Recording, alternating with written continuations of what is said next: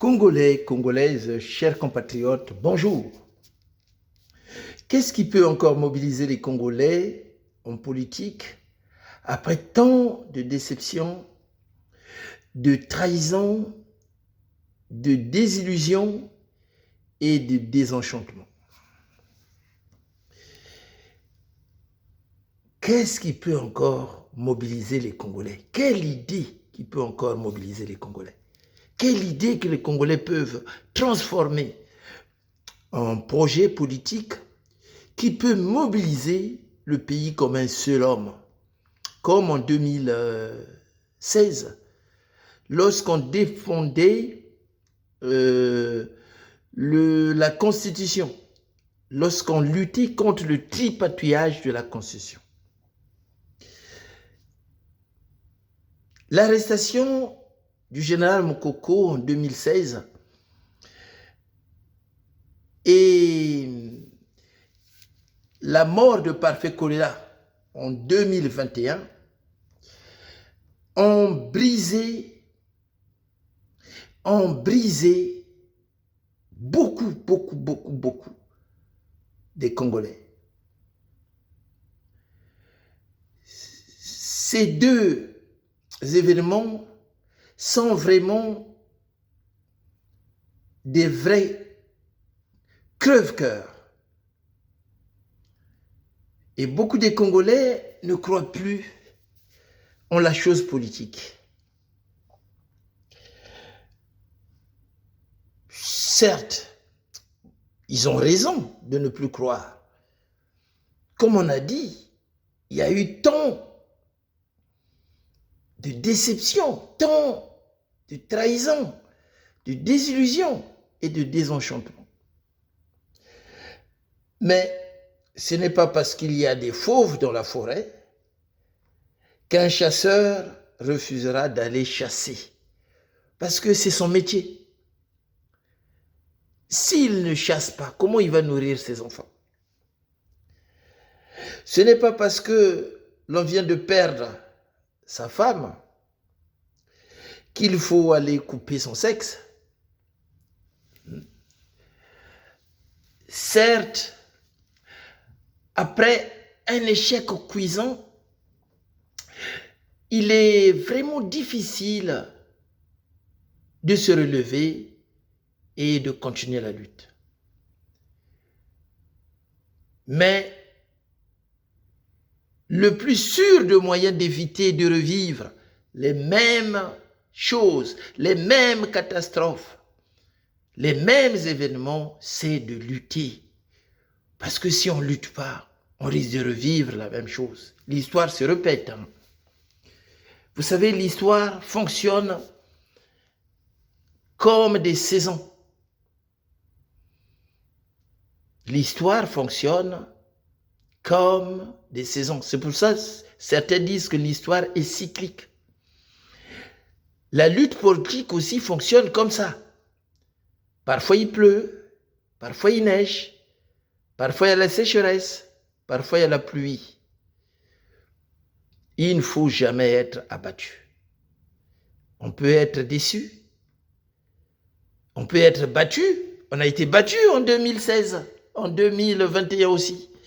Mais il ne faut jamais être abattu. Qu'est-ce qui peut encore mobiliser les Congolais sur le plan politique actuellement? Qu'est-ce qui peut encore les mobiliser? Qu'est-ce qui peut encore redynamiser l'opposition? Qu'est-ce qui peut encore pousser notre jeunesse à se mobiliser comme un seul homme? Qu'est-ce qui peut pousser la diaspora à se mobiliser? Quelle idée peuvent-ils transformer en projet mobilisateur, dépassant les clivages nord-sud? Quelle idée? Pour notre part, l'association Bisikandara Poul a toujours dit: nous pensons que c'est la lutte contre la succession dynastique qui peut mobiliser les Congolais du nord au sud, qui peut mobiliser les laissés pour compte. Pas tous les Congolais, mais les laissés pour compte. ceux qui profitent du système qui pille notre pays sont peu, mais les laissés pour compte sont légion. Pour notre part, nous pensons que c'est la lutte contre la succession dynastique des Nguesso qui peut nous mobiliser. Même sans espoir, la lutte est encore un espoir, même si on n'a plus d'espoir. Mais le fait de lutter contre la succession dynastique, c'est encore un espoir. Dire non à la succession dynastique, c'est lutter contre le conflit d'intérêts. Le conflit d'intérêts est puni par la loi congolaise. On profite de sa situation pour enrichir sa famille. Sassou profite de sa situation de président pour enrichir, pour donner le pouvoir à ses enfants. Ses enfants sont députés, il y en a qui sont ministres, et pourtant il y a des Congolais qui ont étudié. L'État congolais a investi sur beaucoup de Congolais. Beaucoup de Congolais ont fait des études pour diriger des entreprises. Il y en a qui ont fait management là, il y en a qui ont fait gestion, il y en a beaucoup. Par mystère, il a mis son enfant au niveau de la SNPC. Et on a vu le résultat. Donc le conflit d'intérêts, c'est un délit qui est puni par la loi congolaise. Dire non à la succession dynastique, c'est lutter contre le conflit d'intérêts, on a dit. Dire non à la succession dynastique d'Nguesso, c'est lutter contre les ténèbres.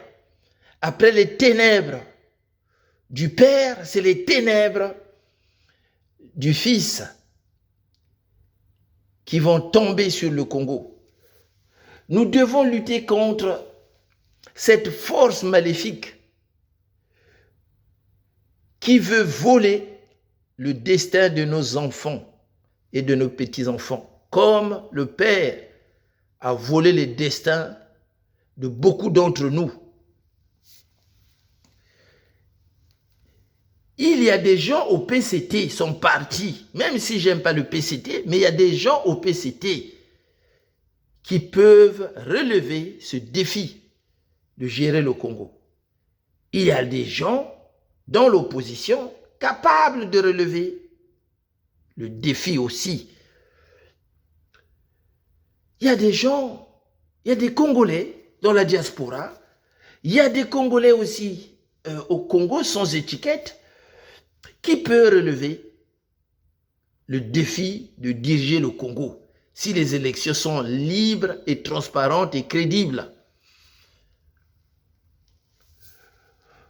Nous avons appris beaucoup de nos échecs et de nos défaites.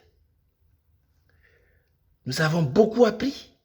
Beaucoup, beaucoup, beaucoup. Mais c'est en luttant contre la succession dynastique que les Congolais se retrouveront du nord au sud, sans distinction aucune. Parce que la souffrance unit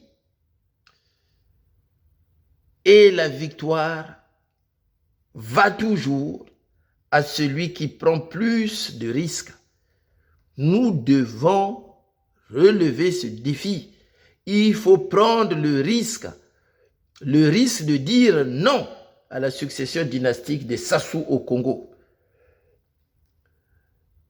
Notre misère, notre souffrance, notre pauvreté, notre exclusion doit nous amener à dire non à la succession dynastique. Sinon, ça sera la catastrophe. Sinon, ça sera la catastrophe. Vous savez, beaucoup de Congolais diplômés ont vieilli avec des diplômes. Beaucoup n'ont même pas travaillé. Beaucoup ont atteint l'âge de la retraite sans travailler. Beaucoup vivent chez papa et maman, donc ils n'ont pas fondé de famille. C'est triste. Beaucoup de jeunes, si vous ne faites pas attention, vont revivre la même chose. Voilà pourquoi nous demandons aux Congolais de s'organiser, surtout dans la diaspora de s'organiser comme un seul homme pour dire non à la succession dynastique au Congo-Brazzaville. Nous demandons à l'opposition congolaise de l'intérieur de s'organiser, de dire non à la succession dynastique des Nguesso au Congo-Brazzaville. Sassou a volé les plus belles années de la vie à beaucoup de Congolais. Il y en a qui l'ont donné des armes, il y en a qu'on a drogué, il y en a qui ont été poussés en exil. Donc beaucoup de générations ont été sacrifiées. Mais cette fois-ci, organisons-nous. Comme on vient de le dire, la victoire va toujours à celui qui prend plus de risques. Prenons de risques. Il n'y a pas de progrès sans risque. Voilà ce que j'avais à partager avec vous. Merci, à bientôt, au revoir.